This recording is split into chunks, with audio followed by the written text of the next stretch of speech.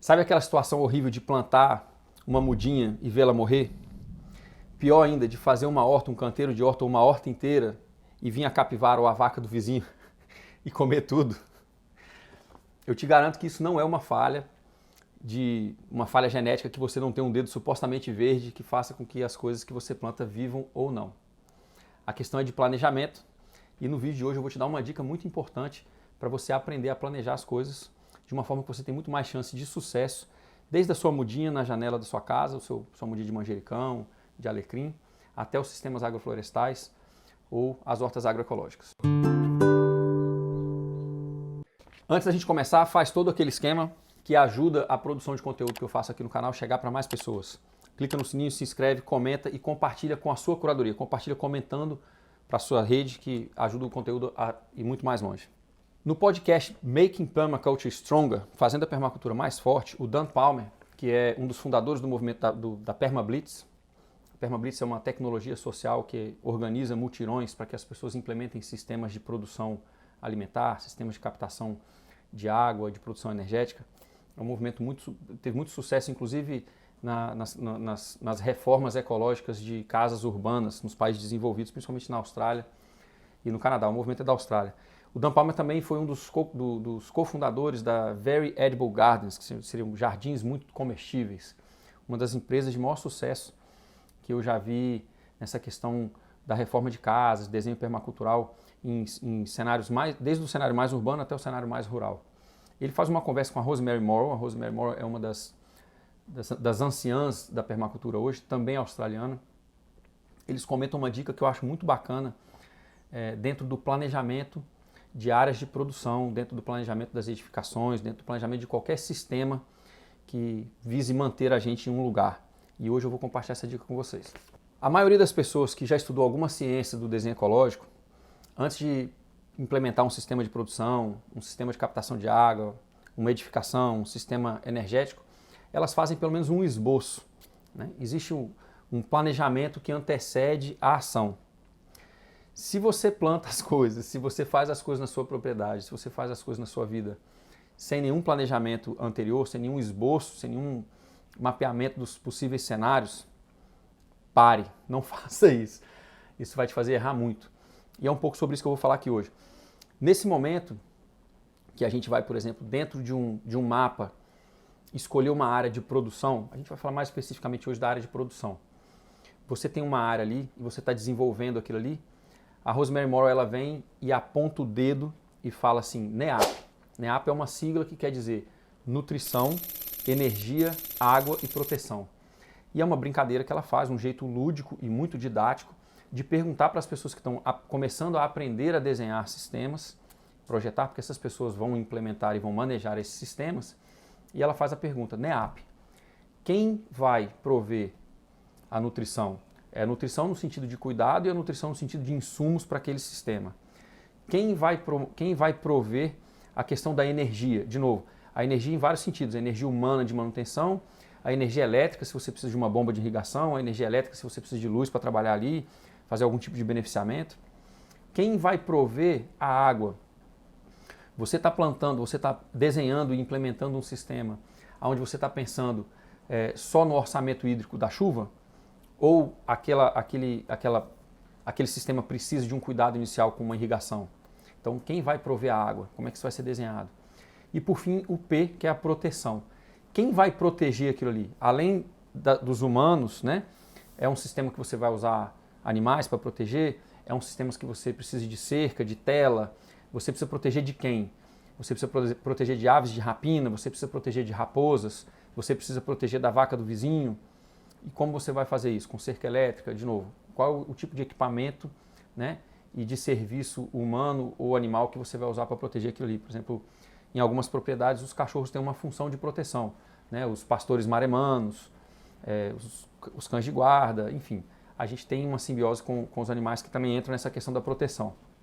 Só essa prática de perguntar, né, NEAP, para a pessoa que está no momento ali projetando um sistema, já é um salto enorme para a grande maioria das pessoas que está começando a aprender a planejar e está começando a implementar seus sistemas no campo ou mesmo na cidade.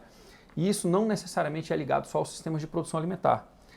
Se você vai, por exemplo, construir, vai edificar alguma coisa, é a mesma coisa.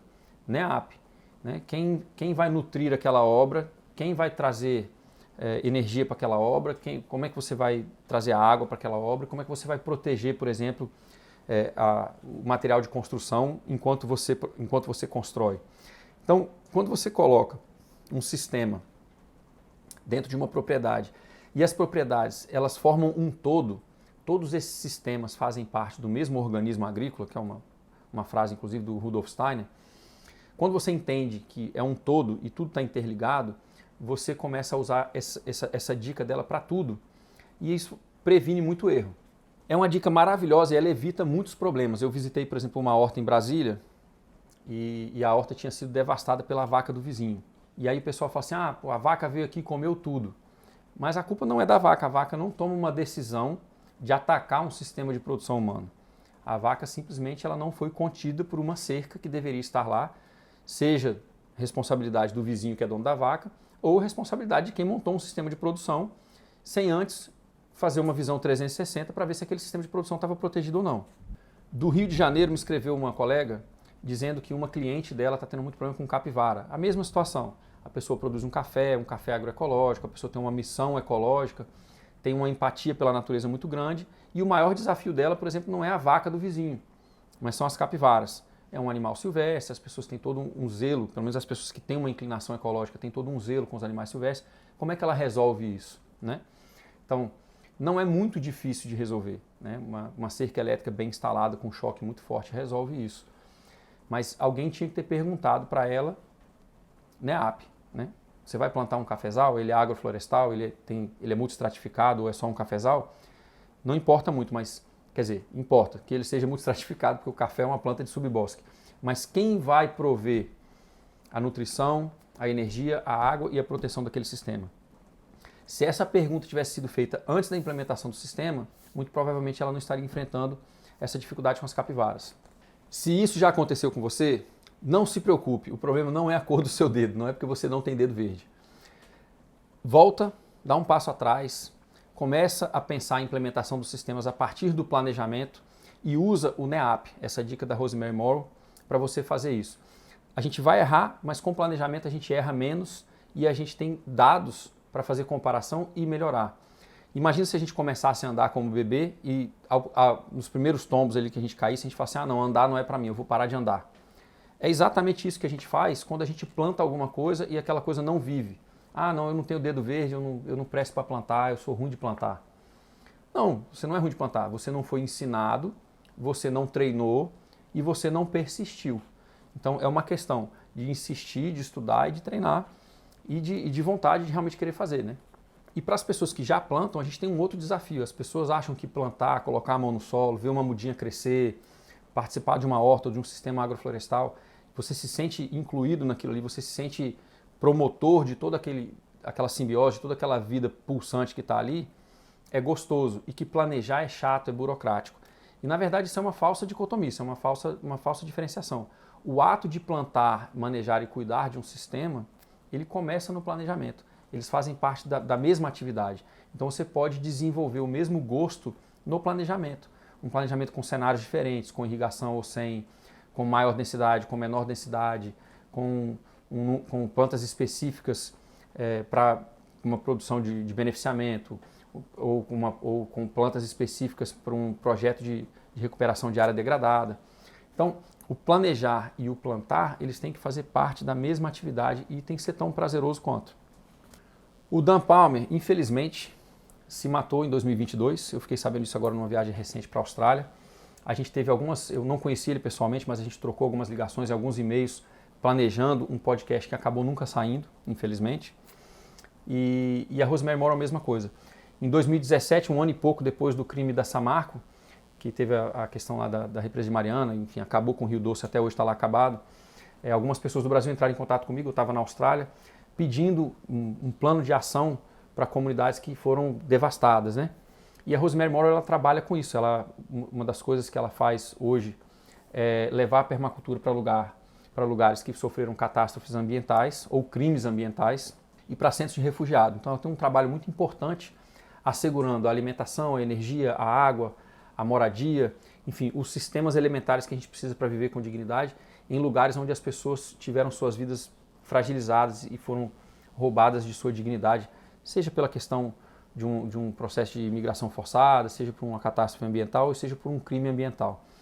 A Rosemary Morrow tem um livro muito bacana, que é o Guia dos Restauradores do Planeta da Permacultura. Eu não sei como é que ele foi traduzido para o português, que eu não tenho ele em português, eu tenho ele em inglês. Né? E é um dos primeiros manuais onde desenvolve, a partir do Manual da Permacultura, essa questão da permacultura para situações de catástrofe. Ela desenvolve isso muito bem e ela tem trabalhado bastante com isso.